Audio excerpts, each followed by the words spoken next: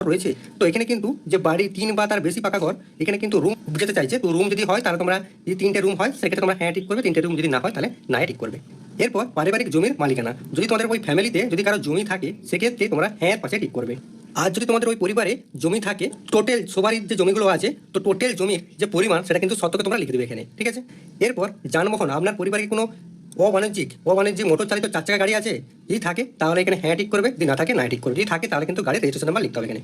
এরপর পরিবারের ভিত্তিক সদস্যের স্বাস্থ্য বীমা, যদি পরিবারের যদি কারো স্বাস্থ্য বীমা থাকে সেক্ষেত্রে তোমরা হ্যাঁ টিক করবে, আর যদি না থাকে তাহলে নায়ের পাশে টিক করবে। আর যদি স্বাস্থ্য বীমা থাকে সেক্ষেত্রে কিন্তু সরকারি না বেসরকারি তোমরা তারপর টিক করবে। এরপর আয় পেশা, কোনো সদস্যর কি আয়কর বা পেশাগত কর প্রদান করে, তো এখানে যদি কোনো ইনকাম ট্যাক্স দাও, মানে ওই পরিবারে যদি কেউ ইনকাম ট্যাক্স দেয় সেক্ষেত্রে কিন্তু হ্যাঁ টিক করবে, যদি ইনকাম ট্যাক্স না দাও সেক্ষেত্রে নায়ের পাশে টিক করবে। এরপর পরিবার সদস্যের প্যান কার্ড যদি থাকে, ওই পরিবারে যদি কোনো কারো প্যান কার্ড থাকে তাহলে হ্যাঁ টিক করবে। যদি তোমরা হ্যাঁ টিক করো তো কার প্যান কার্ড আছে, যদি তোমাদের হেডের প্যান কার্ড থাকে তাহলে প্রথমে হেডের নাম দিবে, তারপর প্যান কার্ডের নাম দিবে, মানে হেডের প্যান কার্ডের নাম্বার দিবে।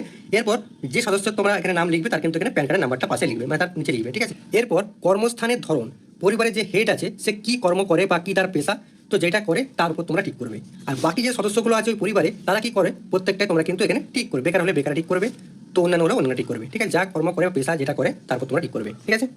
এরপর ওই পরিবারে শিক্ষিত প্রাপ্তবয়স্ক সদস্যের সংখ্যা কত এবং ওই পরিবারে অশিক্ষিত প্রাপ্তবয়স্কদের সংখ্যা কত তোমরা লিখে দেবে। শিক্ষিত আমি এখানে 4 লিখেছি, অশিক্ষিত কেউ নেই বলে এখানে ফাঁকা রেখেছি, ঠিক আছে। এরপর পরিবারের হেড যদি শিক্ষিত হয় তাহলে এখানে ঠিক করবে। আর সর্বোচ্চ শিক্ষাগত যোগ্যতা, মানে কতদূর পর্যন্ত পড়াশোনা করেছে, তো এখানে আমি করেছি 10 পাস, ঠিক আছে। তোমাদের যেটা হবে তোমরা সেটাই করবে। প্রথমে এখানে হেডেরটা দিবে, মানে প্রথমে এখানে হেড যদি শিক্ষিত হয় তাহলে এখানে ঠিক করবে, আর যোগ্যতা তোমরা হেডের প্রথমে দিবে, যোগ্যতাটা শিক্ষাগত যোগ্যতাটা দিয়ে দেবে। এরপর বাকি যে সদস্যগুলো আছে প্রত্যেকের কিন্তু তোমরা এইভাবে শিক্ষাগত যোগ্যতা সর্বোচ্চ তোমরা এখানে লিখে দিবে। এরপর এখানে যেটা বলা হচ্ছে, কোনো সদস্যকে কোনো সাংবিধানিক পদ বা মন্ত্রী সংসদে এসব নিয়ে মানে কর্মরত যদি কাজ করে তো এখানে কিন্তু হ্যাঁ টিক করবে, যদি না কাজ করে সেক্ষেত্রে না টিক করবে। এরপর কোনো সদস্যকে সরকারি পেনশনভোগী, যদি পেনশনভোগী হয় তাহলে হ্যাঁ টিক করবে, নাহলে না পাশে টিক করবে। এরপর এখানে দেখতে পাচ্ছ রয়েছে কোনো সদস্য কি জিএসটির অধীনে নিবন্ধিত আছে, তো এখানে যদি কোনো জিএসটি তোমরা দাও সেক্ষেত্রে তোমরা হ্যাঁ টিক করবে, নাহলে না পাশে টিক করবে। এরপর পরিবারের মোট বার্ষিক আয় কত, মানে বছরে কত টাকা পরিবারের আয় হয় তোমরা এখানে লিখে দেবে, আমি এখানে করেছি 72,000। এরপর সিএ এর আবেদন এর বর্তমান অবস্থা যদি থাকে, তো